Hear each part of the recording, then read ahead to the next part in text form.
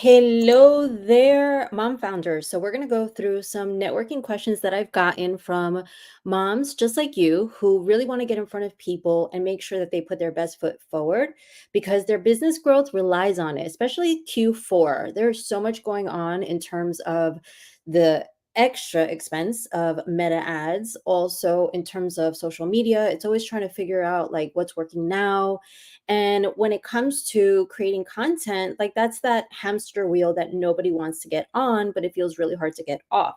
So, the alternative that I'm going to talk about right now is really focusing Q4 on building what I call profitable relationships. And the really cool thing about it is that as a mom, chances are you want this connection. You want genuine relationships with people that your vision and their vision are aligned. And so that's what we're going to talk about. But right now, I want to answer the questions that I've been given ahead of time. And I'm super excited about it. And I'm going to go ahead and just press go live on Instagram to make sure that my friends on Instagram are also available. Hello, hello, hello. We are going live. This is the Ask Me Anything session, and it's going to be a quick one. It's focused on networking, and it's really about me answering the questions I've gotten from moms just like you who rather prioritize building genuine connections to build their business and take it to the next level, whatever that might mean for you in Q4. So now that we are live, I believe that we are good to go. So we are cooking with Crisco. I know, corny, but I intend to be my fullest self. And I hope you do the same because I think we could actually conserve our energy just going full whole person. All right, here we go. Hello, hello, hello. Thank you for joining. So, any questions that you have on networking, definitely I'm right here to answer them. All right, first of all, here's something that came through the other day in terms of a question that I was asked as far as networking. So here we go. What is the right amount of time for following up with people? This is something that a lot of people get tripped up over. And oftentimes, the reason is it's because you feel a little insecure, or you feel like you're going to get in trouble, or you don't want to come across as pushy. And here's my quick answer for you. So, 3 business days might be like the general rule of thumb. And I have a playbook on my website. Go to fertileideas.com and you could see it there. But ultimately, you don't want to be too pushy, but you do want to be respectfully persistent. And if you're someone that's an introvert, or if you're someone that has struggled with imposter syndrome and you're just like, oh my God, and what am I going to say once they do respond? That is oftentimes what slows you down and causes you to second guess yourself as far as timing. That's why I give people that rule of thumb, 3 business days. It's not set, it's just one thing less for you to have to overthink. And I think that's the name of the game. If you want to like pick up the speed in terms of being in front of the right people and gaining the confidence to do so, you need practice. So 3, just call it a day and make it 3. Of course, the language is going to matter. Of course, you have the sandwich method of emails, but there's also some sneaky tricks that I have helped my clients really use in terms of networking where you're not putting yourself out there in some awkward way, or like me on this live stream right now, right? You're doing it in a more like sleuth like fashion. I'll give you a sneak tip. For example, let's imagine that you want to follow up with someone, but you don't want to be like in their face, you don't want to be in their inbox. So why not just endorse something that they have put out in social media? Give them that social media repost or reshare juice and write something thoughtful about it. And that's a way that you can follow up in a sleuth like fashion, and they will actually love you for it. Because if you're a content creator or you have your own business, why wouldn't you want someone else to boost your posts? Like, that's amazing as long as it's done positively. All right, so let me just check right in to Instagram. Hello, Peacock Parent. Hello. You know, I should use my glasses and I can actually read your names. Christine, hello. Any questions that you have pertaining to networking, just like put them in the comment, and I am happy to go live right here and give you some responses. And yeah, just to kind of think about some of the other questions that I've gotten ahead of time as far as networking goes. Here's another question. How do you find and maintain the energy to bring your best to your business and your kids? Here's what I know to be true. I think that there are 4 different avenues that you can drive down that will help you be your most energetic and enthusiastic. And that's what's essential. So, whether you are pitching someone the first time or you're pitching the third, 100th person and you've gotten rejections every single step of the way, you have to be just as enthusiastic and high energy. That is what it is to bring the best to your business. So, that's step one. Step two, how can you bring the best to your kids and how can you maintain the energy to do so? So, the four different ways, they are ways that you've heard before. I promise you right now. But here's the thing, they're so hard to be consistent with, right? So if you are not moving in the day, if you are not eating the right food in the day, if you are not sleeping, which is a huge thing for a lot of us, and there's services, of course, that can help us sleep more and live more joyfully, I definitely commend you and I hope that you take advantage of them. And the fourth one is this idea of worrying, this emotional burdens that a lot of moms have, and it might be a little bit more unique to us in the sense that we really are what can I say, affected by what other people, how other people feel around us. That is another place that you can find an opportunity for energy. So, what does that mean? That means that you might want to really almost do an audit, kind of like where am I in terms of sleep? Where am I in terms of nutrition, movement? And where am I in terms of my worries? That grabs your energy. That can lead to burnout if you don't tend to that. And how is that relevant to networking? Well, if you're talking to someone and you are lethargic, you're going to come across as boring. But if you have high energy, they're going to be compelled, drawn to you. So people will tell you things like, man, I really like your energy. I've heard that and I want that for you. And that makes you memorable. Okay, so another Q&A. Let me just step right back. This is definitely like the price is right. Okay, hello, Kristen. All right, so here's the other one. The other Q&A I've gotten. How do you tackle feeling badly about having imposter syndrome? Here is the thing. I have coached mom founders who have built businesses that are multiple millions of dollars. And even in those instances, they have done it feeling badly about feeling like an imposter because maybe they never owned a nonprofit. Maybe they never had their own business. Whatever it is, this again is a leakage of energy once more. So if you're feeling bad about what I perceive to be a very natural sensation of feeling like an imposter or a fraud, if you're trying to do something new for you, that is going to hold you back, which is funny because I created a journal, an imposter syndrome journal that is just like a food diary where I have my clients track every bad thought that they have had about themselves along a business day so that this way we could get closer to action instead of being like stuck in inaction.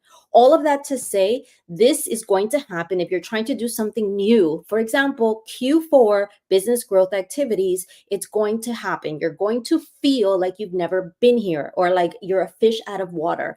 And so you need a plan. You need a way to kind of accept the fact that imposter syndrome might exist for you, but then have tools. And I have a method called the ACE method. And so you have the A, where you flip imposter syndrome on the head and you find a way to turn it into an asset. I talk about that during my masterclass on September 23rd. Definitely sign up. C is courage and community. So that's a lot of times when you go to events with a friends. That's one way that you could exhibit the C. And E is about finding evidence that goes against the fact that you're an imposter. So, for example, if you've been a consumer of any item, of any service, you have an area of expertise that you could provide the founder pertaining to that service. Thereby, there's some evidence that you're not an imposter if you're talking to someone in a brand new market. All right, so that is another question that I have gotten. Let me just go ahead and check right into Instagram. Instagram. Okay, so let's go through a couple of more questions and then happy to answer any that are live right now. So here we go. This one is going to be really interesting because it brings me back to the days of working with corporate clients. But this is actually a freelancer. So a lot of moms decided to leave their employers, right? And build their careers around a coaching practice or a consultancy practice or freelancing practice. Here is the big disconnect. Being an employee versus being an entrepreneur, the mindset is day and night. I'm going to tell you right now. Before 13 years of coaching, was in the corporate setting. There were things that were part of the rituals and the way of doing business that I cannot use as an entrepreneur or I will fail miserably. So, that being said, how do you network if now you decided to go out on your own and you are a freelancer? This was her question to me very specifically. This freelancer, who's also a mom, she said that her clients, which are corporations, they're no longer interested in hiring external consultants, right? Because of price cutting, etc. So how might she address or really approach networking? This is networking for prospective clients in the B2B space. That was her scenario. So here's where I would go there. I would say double down first before you network. So, networking is a multi step process. Double down or triple down in why organizations require a fresh perspective. So, I'll give you an example. I once worked for Charmin, that's a multi billion-dollar brand at P&G. And the thinking is that if a problem has been around for a decade, then chances are you need some fresh thinking to actually solve that problem. I'm not going to say that they didn't want to solve a problem. That is just on the side right now. So, what does that mean? Before you talk to prospective clients, you need to do that work. And I coach my clients through this all the time. You're not going to go to a networking conversation cold. You have to understand every single objective that they're going to put up. And you need to have a hard hitting, opposite way of believing that you're the right person for the opportunity. So, one way, and this is just one way I would have to talk to you if this is your scenario, is for you to triple down in terms of why they require a fresh perspective, someone from the outside. Maybe it's a problem that has been around for a decade or more, and you are the right person to address or solve that problem. So that's one side of it. The other side of it is, and this comes from, because I've been doing this for so long, this comes from maybe a meeting I had in the Chrysler building 100 years ago. And here's this. So there's a lot of companies that are downsizing and letting people go. So what you need to do is you need to build relationships with multiple stakeholders and organizations, right? You can't assume that that one buddy that you had from whatever time frame is going to be there forever. So you need to have relationships, almost like your tentacles and organizations with a lots of people, so that whatever sort of networking you do doesn't go to waste, right? Because the person is let go. So two ideas. Again, it's a complicated scenario. I invite you to DM me if this is your scenario, and I could certainly walk you through a more specific guidance around that. Here's the last question that I will answer pertaining to this live Q&A, unless anyone on Instagram, hey Jen, has a question. So here we go. The last question that I have at this time is, how did you stay so confident when you were interviewing people like Gary Vee, Susie Batiste, Beth Comstock, and all these heavy hitters? Okay, so here's the thing I would say. So pertaining to the way that I coach my clients, I think this is like the night and day right here. When I first launched my podcast, Mom Founder Imagination Hub, I was so insecure and so self-conscious, okay? I had no idea how to plug in my microphone in my laptop when I interviewed James Altucher. And that was live, and that was in his house, and that was with a team of people. Point of the matter is, I overcompensated when I set out to secure Gary Vaynerchuk as my podcast guest. That was because of imposter syndrome, something that my clients struggle with, and I help them figure out how to navigate, not suppress, not lie about, not fake it till you make it, but really figure out the best way to move forward, even though they feel icky or yucky or weird. So, point of the matter with Gary Vee, it was 100 days of a journey. I was writing about 1,000 words on medium.com as to why I wanted Gary Vee on my podcast that had yet to exist at the time, by the way. And so about day 88 or so, that's where I was starting to lose hope. And I was like thinking to myself, wow, people just like say stuff, but they don't really mean it. And if you listen to that podcast, it's episode 10, you'll understand where I was going with that. Point of the matter is that I felt so confident because I had spent 100 days pursuing this person, and not just like hoping, but I was writing 100 days every day when my kids were, going to sleep and such. I was writing every single day as to why I had the right to interview someone like that when I was not in those insider circles or well connected. This was not a PR anything. I've never had a PR organization around me. I've been PR. And ultimately, I felt like I had justified that conversation. What does that mean for you very specifically? So let's imagine that right now you want to connect with someone at Disney. I'm making it up completely. You have a TV show and you want to connect with someone at Disney who can appreciate the value of the stories that you want to tell. Great. So, how is it that you can like pump yourself up from a confidence perspective, right? So, one thing, again, back to the ACE method, which I mentioned, and I'll talk about that in the free masterclass happening on September 23rd. So, be sure to sign up because that's going to be freaking amazing. I invite you to think about what works for you. And there's three options that I give you in the ACE method, right? So, whether you are figuring out why your fresh perspective is an asset, AKA why it's an asset that you're an imposter, or you're double daring someone to do something that's courageous and you're going to do something courageous. So that's courage and company, which is the C in ACE. Or E, you're finding evidence for the fact that you do have some transferable experiences. That's the E in ACE.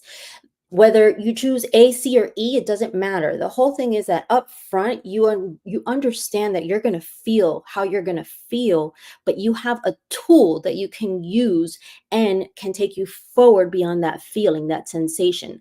Because here's what I have found: the moments that I have ignored the fact that I feel insecure, the moments that I have ignored the fact that I feel, ill prepared or not ready for something, my body has absolutely reminded me, Melissa, you went overboard, or Melissa, you need to like chill out. And those are the moments that I have burnt out, when I ignored the fact that I was going to feel some sort of emotional sort of rise in my body because of nerves. Every time that I had to get and approval for every single chapter of my book, Fertile Imagination, I felt very, very insecure. I felt so self conscious, not so much of like whether I had a typo in a chapter, but if I got their words right. Like these were people that are like, multimillionaire people, fancy schmancy people. And I interviewed them on my podcast and I had to make sure that I ironed out my thinking, their thinking, and everything made sense and painted them in a favorable light. All of that to say, I hope this answers some of your networking questions. The really big, big, big idea here is the following. Networking is multi-step. Networking has nothing to do with the transactional, old-fashioned, old boys club sort of stuff. And networking doesn't happen magically. You have to be very, very intentional and create your own opportunities. Because I'll tell you right now, if you go through the day assuming anyone else is going to tap you on the shoulder, even though I'm technically tapping you on the shoulder and inviting you to my masterclass, it's not going to happen, and not in the way that's going to serve you nor your family. And the reason why this is so important for mom founders very specifically is because of this. There's a lot of chaos in motherhood. And if you decide to really pour all of or put all of your eggs in one basket of like business growth through social media, business growth through podcasting, or business growth through whatever, then it's going to be very difficult the moments, the seasons of motherhood when you are tapped out. Like imagine this idea. Imagine nursing, right? Twins. I have identical twins and I was nursing them. And at that time, continuing to do a podcast, or at that time continuing to do social media in the way that I do now. Impossible. I would have wanted to, I'm being really honest here, I would have wanted to like probably scream at someone. Okay, I downplayed that. I would have wanted something more extreme to do to people because we weren't sleeping. All of that to say, networking, building profitable relationships has been my avenue in and out of having a business. My way of staying relevant and staying connected and understanding that there are powerful players in every single person's sector. Like it's not something that I have done in a haphazard way. You have to stick with it, and there's ways of doing it and adjusting it for the season of motherhood that you're in. So there's no reason for you to have to go to happy hour or think about one if you're nursing a kid. But you can do a ton of damage, quote unquote, in a positive way, just from the seat of your kids, room like I'm in right now. So I want to see you on September 23rd or 24th. What I'm doing is three live sessions, and they're going to be identical. And they're going to be all about helping you build profitable relationships in 30 days so that this way Q4 is sensational and not a disappointment. So that this way you have a plan that you're not feeling like it's an uphill battle, which is social media and which is everything else that algorithms are in charge of.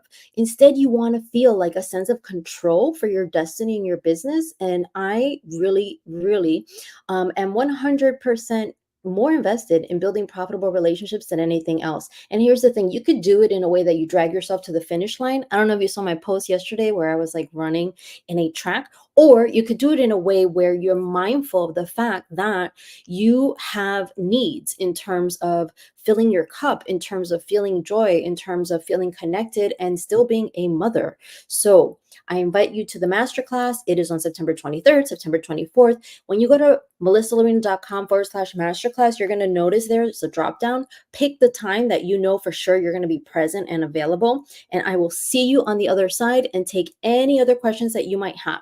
Okay, that's it for the Ask Me Anything. If there's anything that I did not get, just DM me privately and I will respond privately. So have a wonderful day. Thank you.